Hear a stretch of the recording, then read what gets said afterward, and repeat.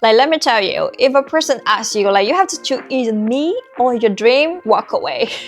When you're looking for a partner, it is very important to ask yourself these two questions. What do we mean with a serious relationship? How we argue matter more than the topic that starts the conflict. Relationship is not the only thing that you should focus on in your early 20s. Hello everyone, welcome back to my channels. I'm Hadibi, a Vietnamese living in Finland, and I'm here to share with you everything I have learned in my early 20s to live a happy, fulfilled, and mindful life.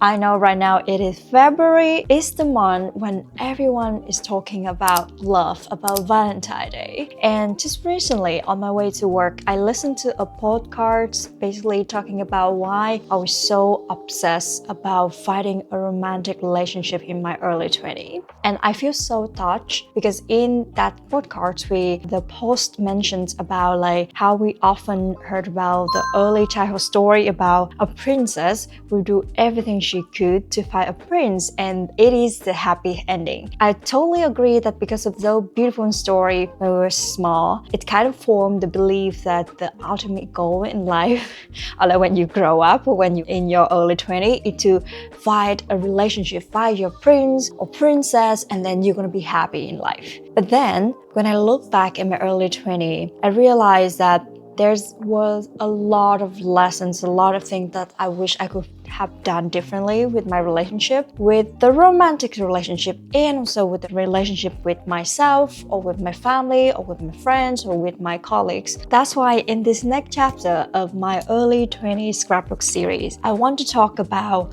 the art of loving, especially for the romantic relationship. I feel that in our early 20s, we are just so confused about life. We have no roadmap of relationship, what we should do, who should we become, or who we should be with. And because of that, I saw many people to rush into relationships so that they don't feel alone. And even worse, they change themselves so that they can blend in and can be with the significant other. Then that's why I think talking about love, talking about relationship in our early 20s is such an interesting topic and very useful topic to share here. And in this video, I will answer the most commonly asked questions from you in Instagram and also on other platforms about love in our early 20s. So let's get started.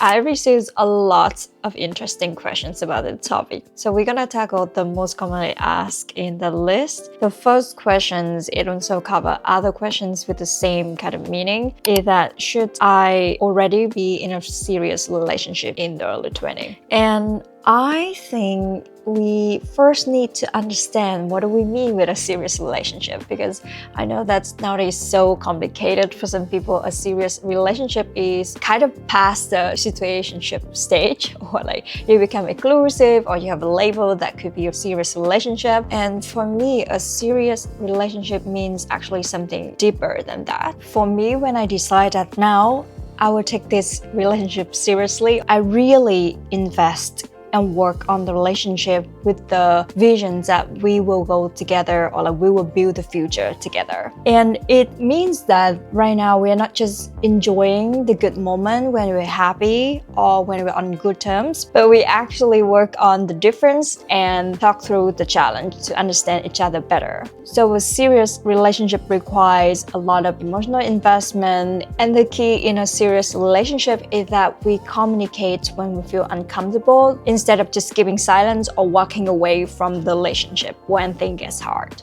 When I read these questions again, I got a feeling that the person who asked this question is a little bit worried if they are a bit late for not having a serious relationship, or like kind of about the timeline of when you should have a serious relationship. In my opinion, to decide if you should be in a relationship or not, it doesn't tie to the age at all. In my opinion, it should be like if you know that he or she is the right person, it would be a serious relationship. It should work that way. I know it's a bit vague, but I will talk about who the right person is in my opinion in the next minute. I just want to share with you that in my mind, I have really clear stages of a relationship should be. So the first stage is going on a date. It is the beginning of a relationship when we know nothing about each other and we are kind of in the honeymoon. And if things go well, we will decide to be exclusive. That is stage number 2. And in stage number 2, we really get the other involved in our life. It could mean that we share the work story, we share the time, meeting family, with friends, and so on. So when I can see the different sides of the person, when we kind of pass the honeymoon phase in the beginning, I can answer to myself like, is he the right person for me? Do I want to go with him in the future? And if the answer is yes, so it is a sign that right now I will seriously invest work on the relationship.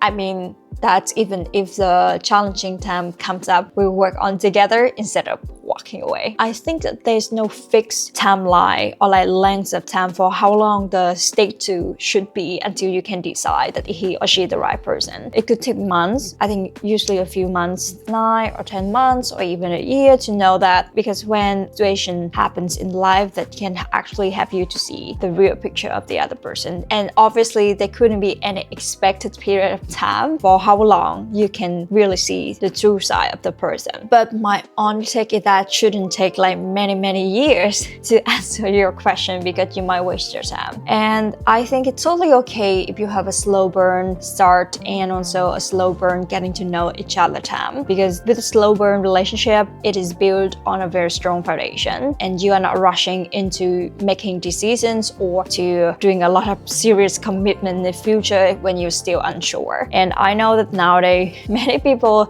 rushing into relationship and make it like everything in their life so quickly and they lose themselves there. Other people take like forever in the like situationship and couldn't get out of it or couldn't find the right person. It's so complicated. But my honest advice is always take your time to know yourself and then to know the other person to decide if it's a serious relationship or not. And also you should decide that it is a serious relationship when the other person is also serious about you. Now we move to the next questions. Many of you asked a similar topic around, is love supposed to feel intense or calm? Well, I remember back in early 20 years, I looked for love that's really intense and exciting. I guess that was all I knew about love then, from watching movies, from reading books, that love, romantic relationships should always feel so exciting, romantic, adventurous, that I expected to travel to new places, to visit new restaurants almost every month, to buy gifts for each other all the time, to surprise with all the glamorous things. And that was the kind of love I look for and expect to find. And I kind of also felt the pressure when I scroll on Instagram and I saw other friends receive special treatment from their significant others, and then I compare and expect that my partner must do the same. Like, yeah. Do you feel that? But now, your girl learns the lesson. So the intense and exciting relationships that I experienced before, most of the time they were a bit inconsistent. And I feel like I chased the butterfly, I chased that very glamorous moments, and I didn't really care much about the real emotional connection between each other. And right now, when I'm in a healthy relationship for many years, I can confident to tell you that it's much more important to feel secure and calm in a relationship than just chasing those glamorous and exciting moments. Because when I feel secured in a relationship, it means that we are secured and we are sure about each other. So I don't have to worry about that. I am calm, I am secured, I know that we are sure about each other. So most of my time, I think about us, I think about myself, I have time to work on my passion project. I don't have that mental space taken by the worriness about the other person. And when I feel secure in a relationship, it also means that I can be vulnerable with that person. I can share everything I'm going through, the challenge, the worriness, the doubtful moment with that person, and that's when you really feel like you have someone to share your life with. Not just the beautiful moments, but actually when you're having the challenging moment in life. Because of that, I don't feel like I have to hide myself, I don't have to shield myself. We don't judge each other, we are just be there for each other, listens and holding each other when life gets tough. And I think that is the most important thing in a relationship, is the security and also consistency. And of course, we still surprise each other sometimes to light up the relationship. But at the end of the day, I know that I'm with the right person when my daily life feels much easier, that we can share a happy meal together, we can go to sleep with the ease of mind together. And for me, that's the ultimate goal of a relationship, is to have a peace of mind and feel secure together. Moving on to the next questions about mindset.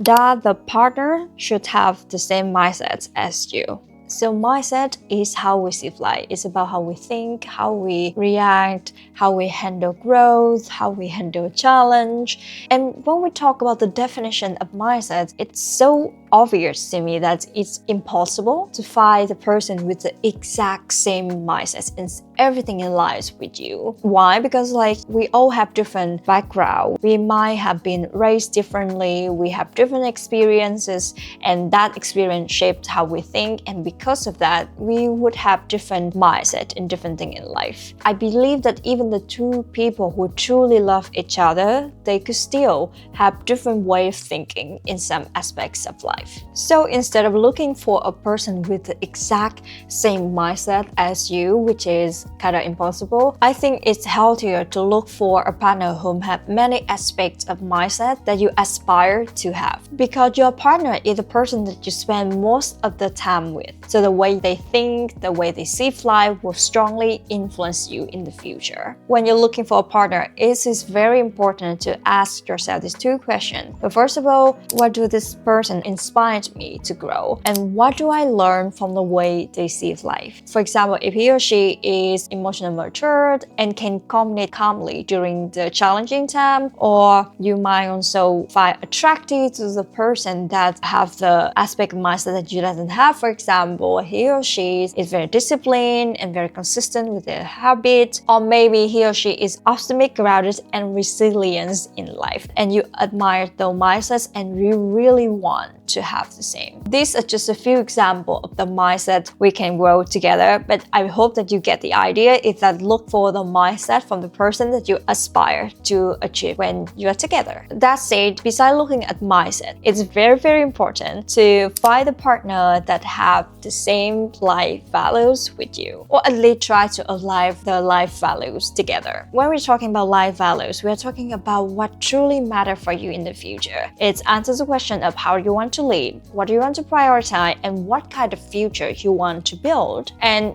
this is literally everything you're gonna live with in the future, and they are super important. This is mostly what I heard from older people, like those who have many years of the relationship or even married, to tell me that when your life value conflicts, it show up a lot more in the future, especially when you're building family together. There's a few examples of life value conflicts in a relationship. For example, one person values flexibility and freedom. He or she wants to travel, doesn't want to settle down it. But on the other hand, the other person values stability, wants a fixed house, one routine and structures. Another example is that in a relationship, one person values hardworking, value the career path. They work many hours and they are very ambitious with the career move. And on the other hand, the other person value more work-life balance and want to spend time together to cherish the different aspect of life. So though life's value conflicts, none of them are wrong or right at all,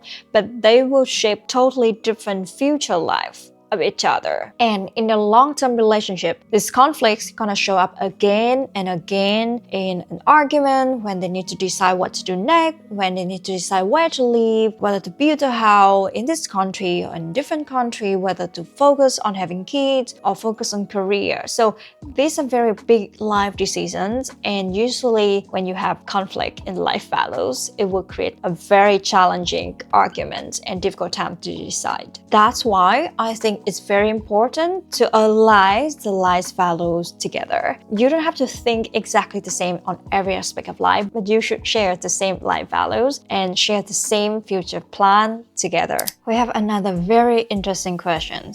So how do we balance time between friend, yourself, partner, family, and work, school? I know that we have so many aspects in our life, especially in early 20s, to handle. And the first thing I want to tell you that balancing here is about knowing what is your priority. And this is very flexible. So for example, if this month you have exam, so obviously school will be your top one priority. But if this is the month of your, for example, anniversary, or it's like a Valentine month, then I think that romantic relationship deserve the top one position. But then on the other hand, if it's the month of your friend's birthday or you're traveling together to different country, then friends should receive more focus in your life. I think the key to harmonize all the little relationships together is that you need to communicate and check in with each other regularly. What I mean with communication is that you need to let the other person know that what's going on with your life this time and what your priority is right now. This is something I really learned from my own experience, because usually at the end of the years, it's a very busy time for me. I have my 9-to-5 job with a lot of goals to finish, and also I have my personal content creations at this time when I produce a lot more videos about end of year and setting goals and so on.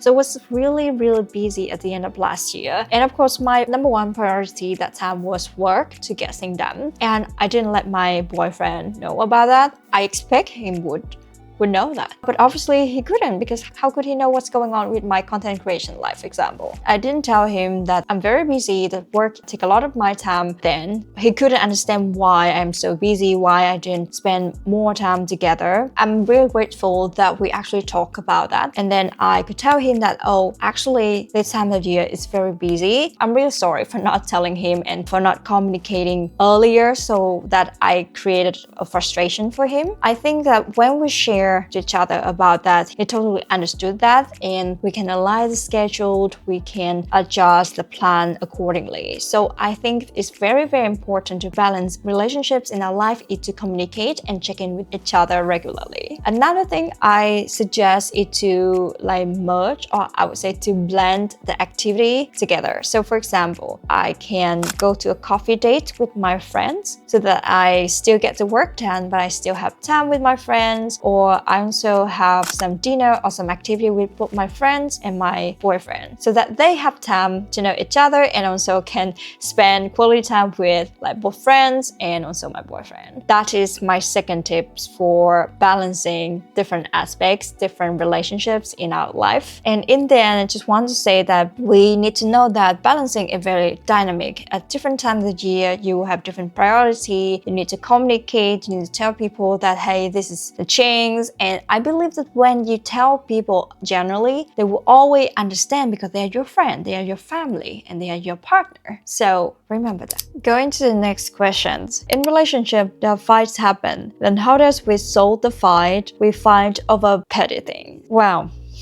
I remember in my first relationship, we barely argued, and I thought that it was great. I was proud of not having argument in that relationship, and I thought it was healthy. 2 years later, when there's a huge conflict happen, that relationship broke immediately. The first ever argument, and we broke up immediately. And now when I am in a truly healthy relationship, I realize that it's normal to have argument in a relationship. It's totally okay, especially when we are young, when we are still learning about ourselves and the other person. Conflicts can happen and argument can happen. And yeah, I totally agree with you that many of the time the arguments start with very petty things like texting habit, or where to put the dishes, or when to cook, those very small things in our daily life. But I have also learned that how we argue matter more than the topic that start the conflict? Honestly, first of all, I avoid using the word fight when talking to each other, because for me, the word fight, it sounds very aggressive, a bit like violent and like,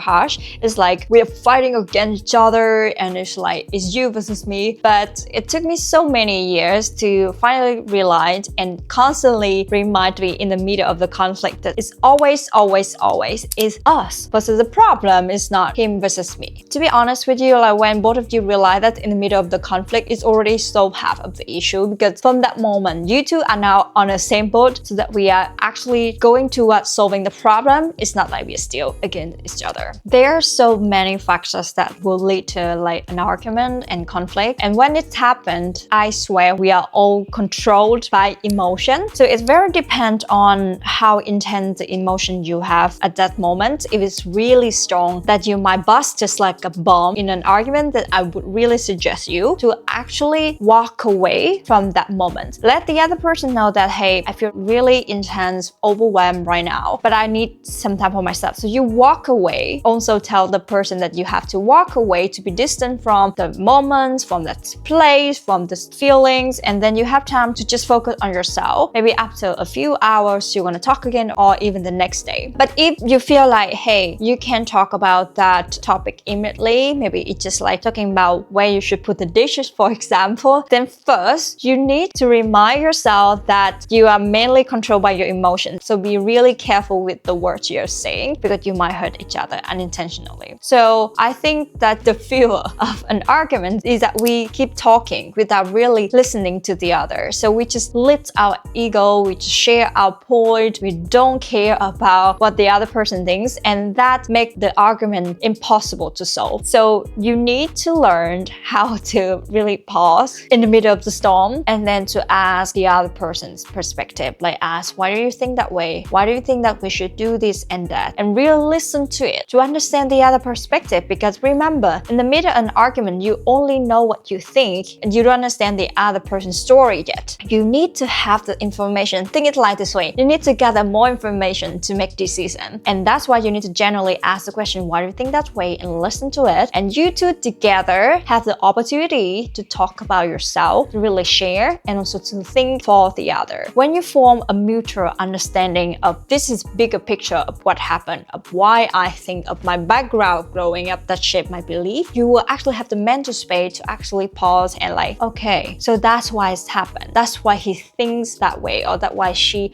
believes that way. And with that, you can actually build empathy and can mutually agree the solutions together easier. I would say easier, right? Because it's still, we always have such a huge ego, and sometimes it's very hard to ignore that and actually just think about each other. But as I always say, remember that it's always us versus the problem. It's always important to understand the other person too, and then we can agree together on the solution. And it's very, very important to acknowledge your fault and say sorry. This is the hard part. This is why many arguments couldn't solve, because you don't accept your fault, for example, and you never say sorry. Or the other person, I wouldn't say it's always on you, but it could be the other person just so stubborn, never say sorry. It's very hard. We all need to learn to know that we are not perfect. We might make a mistake. And we also need to learn that it's always us versus the problem. We are together. And if we are wrong, we accept, we apologize, and we work on solution together. When you can actually work on solution together, you understand each other, you have empathy, it's very important also to end an argument with a tight hug. Like me and my boyfriend, we always do that. We always hug each other tightly after the conversation to tell it's like silently tell each other like, hey, I'm still here with you, and I'm so proud of us for working on this conflict together. This is how we are solving the fight nowadays. And I think this is just very basic, like communicate, control the feelings, accept the fault, apology, find solution together based on empathy, and work on it together in the future. I don't think that fight is a bad side of a healthy relationship. It's actually a very good opportunity for us to actually know each other more. You can understand the other person's childhood background from asking them why, and actually listen to it. And after an argument, you can also see if the other person actually keep the promise that they say. Do they actually work on it? Do they promise not to do that? Do they continue that or not? It's a very good opportunity to learn how to handle the conflict together. You know that we are not perfect, no one is perfect, no relationship is perfect. Conflicts, argument happens, and it's all about learning how to handle them together so that we can mutually grow and build the future together. The last question: do I really need to choose between my dream and my relationship? Like, let me tell you, if a person asks you, like, you have to choose either me or your dream, walk away. Seriously. But anyway, so I am so proud of myself that in my whole 20s so far, I still always stick to this motto that a healthy relationship will lift us up, grow together in the future. So you can already know my answers already, but let me expand what I mean with this. I always look for the partner who is willing to make things work, and not just for our relationship, but to ensure that we can actually grow and pursue our dream in the future. I know that in real life, this isn't always easy. It could mean that at some point of a relationship, one person needs to sacrifice for the other person to fly, to pursue their dream, and then at other points of relationship, the role could switch. The key point here is that it is not forced. We mutually agree that we will sacrifice and compensate for each other because we know that we are sacrificing for something bigger, more meaningful, us together in the future. Like, we have a plan, and we know that this is just a temporary thing. So that's the key point. We have so many real-life examples. For example, one person have a career growth opportunity in a different country. The other person decided to maybe switch the place, for example, or they decided to stay in two different countries, but they are willing to adjust the schedule, the routine, so that they can still keep in touch regularly for each other. On the other hand, for example, in a relationship, one person is building the business. It's the early stage. It's very intensive and time-consuming, effort-consuming, energy-consuming. So the other person willing to support and handle most of the other practical aspect of life. These are a few examples of one person have to sacrifice for the other person to pursue the dream. So just to expand this point, I believe that a relationship is unhealthy when one person constantly gives up on their dream, and then at some point they will feel regretful. And when this relationship hits rock bottom, it's usually when that regretful feeling comes back, and it can turn into a knife or a scissors that will cut the connection of the relationship. So I think it's very, very important that a healthy relationship allow both to fly, to pursue the dream, and to feel fulfilled in their life. So that's why when I said in the beginning, I'm put in a situation that I have to choose between my boyfriend or my dream, and that person did nothing to make things work. Oh, now you have to choose between me and the dream. I would say absolutely bye-bye to him, because I would choose the dream. I will pursue the life I want, and eventually I will meet the person who actually support the life that I'm building. And also it's a great opportunity for that person, because I will let both of us to be free to find the people that are actually suitable for us in life. Find a partner that support you to grow, to make things work, not the person that will silence your dream. Alright, so I have answered the most commonly asked questions from you guys about the romantic relationship in our early 20s in this video. And I know this is so common to get lost in chasing for a relationship in our early 20s. And if there's only one thing that you will remember from this video, then remember that relationship is not the only thing that you should focus on in your early 20s. 20s, I think, is for experience, for building, expanding your networking, for exploring the world, for trying different things, for also getting to know yourself a lot deeper. When you have experience, when you have a strong community, you understand yourself better. You really know who you are, and all of the things will prevent you later on when you are in a relationship from losing yourself. As I mentioned, many of us in our early 20s, we was losing ourselves in a relationship, we chasing ourselves, we got no idea, we had no sense of self. It's all because we fell in love too quickly without building a strong sense of self, without knowing ourselves. So that's why I encourage all of us to experience life, to build value, to enrich your life with beautiful memory, with relationship. I always believe that life is so beautiful in the way that when you have very strong value in life, there's people with the same value will naturally flow to your life. The partner will find you. The person with the same life value, with vision, will come to you. Instead of chasing them, changing yourself, you focus on your own garden. You focus on your own value, building it, nurturing it, and people will see the beauty of that and they will come and nurture that with you together. That's why don't feel rushed to fall in love, to have a partner at any age you are. You know, that's like relationship. A strong, healthy relationship is not something you can force. And I don't believe in chasing energy. I believe in attracting energy. I hope that this video gives you the confidence.